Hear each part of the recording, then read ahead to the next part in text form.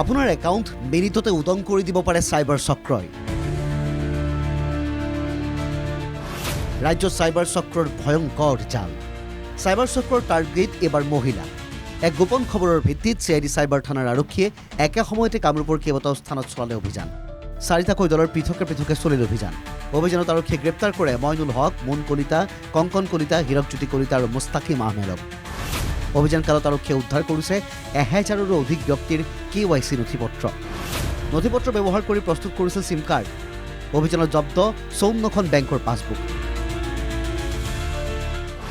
10খন খালী চেকবুক, 5খন অব্যৱহৃত debit card, 1000খন issue নকৰা চিম কাৰ্ড, প্ৰায় 500খন ইস্যু কৰা চিম কাৰ্ডৰ cover.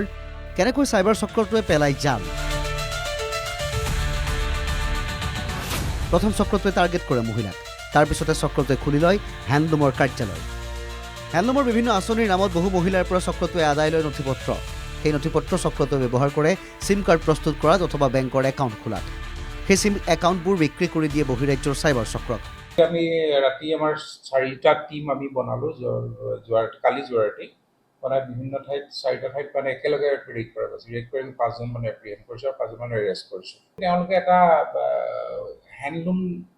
Handloom training centre type এটা খুলিছে। খুলি পেলাই বিভিন্ন ওচৰৰ মহিলাসকলৰ পৰা ডকুমেণ্টছ লৈছে, এপ্লিকেশ্যন লৈছে আৰু এনৰলমেণ্টৰ কাৰণে।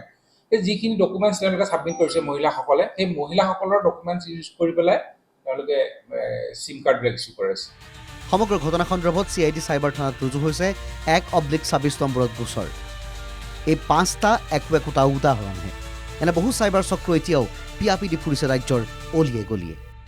বিনয় কলিতাৰ ৰিপৰ্ট, NKTV+।